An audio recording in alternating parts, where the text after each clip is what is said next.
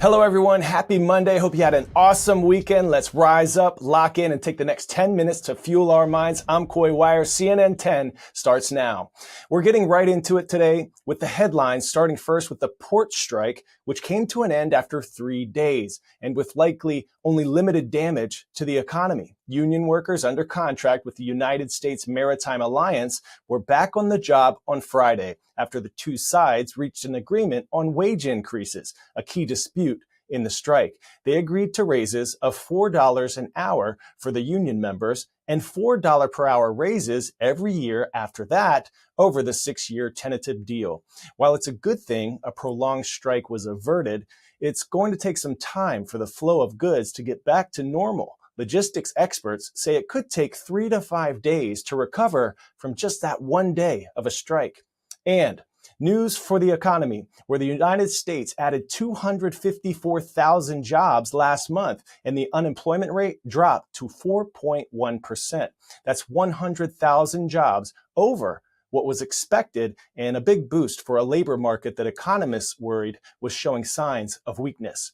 And not even 2 weeks after Hurricane Helene made landfall in Florida, communities there are being urged to prepare again for another storm. This one, a potential Category 3 hurricane coming in from the Gulf of Mexico. Tropical Storm Milton is on a path to quickly intensify, projected to make landfall on the state's west coast midweek.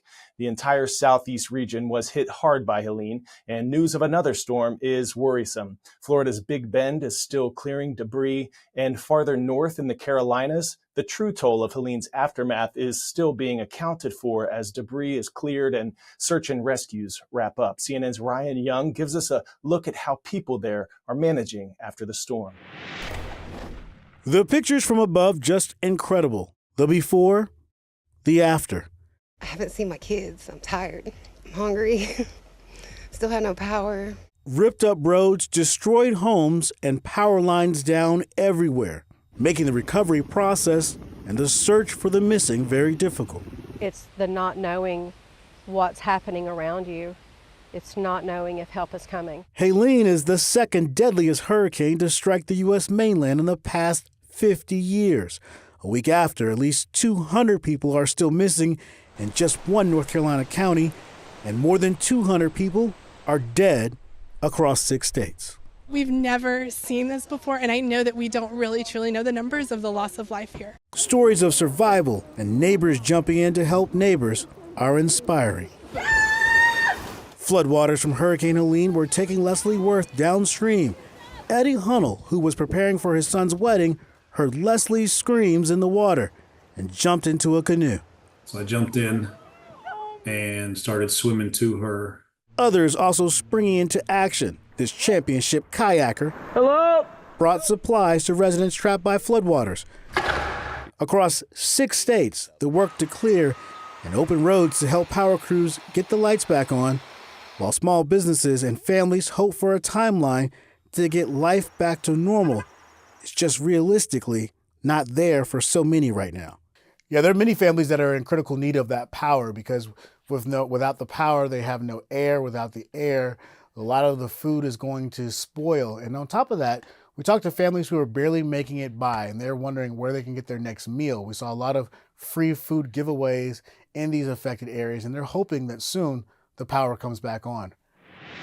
Now to a potential game changer in global commercial aviation, where the industry has long been dominated by two giants, Boeing in the United States and Airbus in Europe, who make nearly all of the world's airplanes. But China is looking to change that with its C919 airliner, a potential rival to the Western companies.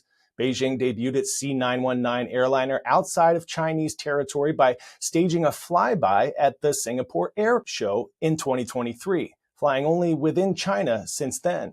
The aircraft is a prominent symbol of Beijing's Made in China strategy, aiming to reduce reliance on foreign manufacturers. CNN's Steven Jang took his first trip on the aircraft. Take a look. Good morning from Beijing. As someone who has flown more than 1 million miles with all sorts of airlines, I haven't felt this excited about stepping on an airplane for a long time. Well, today my excitement has nothing to do with the destination. I'm actually flying to Shanghai, basically China's busiest air shuttle route. But today I got up bright and early for the 7:30 a.m. departure for this guy. This is the C919, China's first homegrown mainline passenger jet. It's China's answer to a very exclusive club, one dominated by Europe's Airbus and Boeing from the US.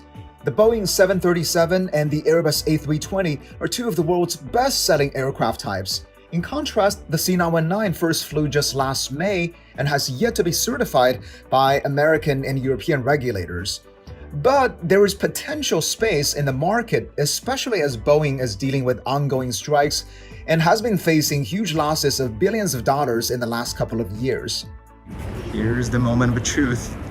I'm about to board the C919. Today, you are flying with Air China's C919 aircraft. Okay, final takeaway. Very few people choose their flights based on aircraft type, saving us aviation geeks. I think most people on the C919 flight I just took had no idea what kind of plane they will be on until after they boarded.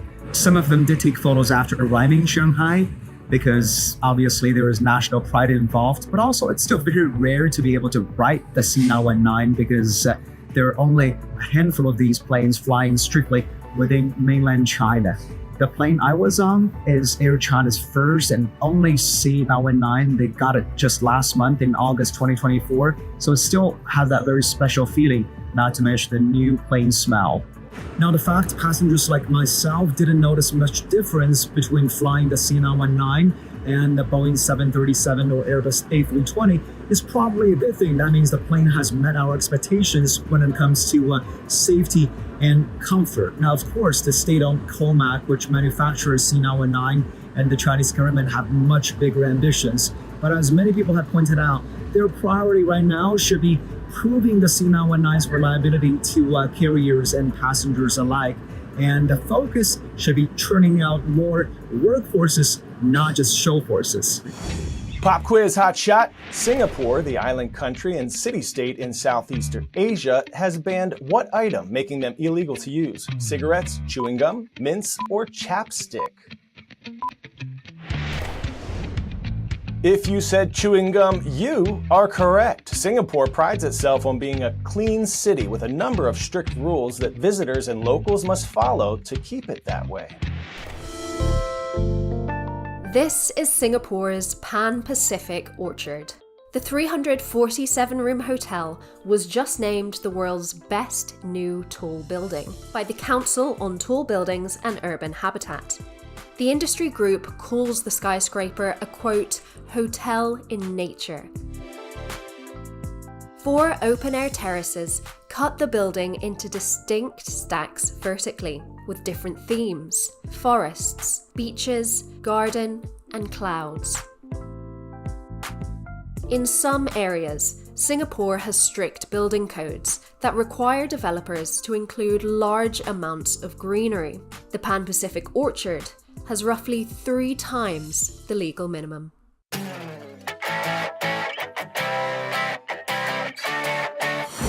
Today's story getting a 10 out of 10, the friendliest neighbor on the block. This doggy dispenser will unleash free treats for any 4-legged friends walking by this East Nashville home. Doug Owens got the positively genius idea while watching dogs walk by his house as he worked from home. He bought a gumball machine, filled it with treats, and fixed it to a tree in his front yard, making it a howling good time for all. All right, superstars, today's shout out goes to Bessie Allen Middle School in North Fond du Lac, Wisconsin. This is your moment. Thank you for making us part of your day. Shine bright, everyone. You never know when or how, but you might be the light someone needs today. So rise up. I'm Coy Wire. We are CNN10. I'll see you right back here tomorrow.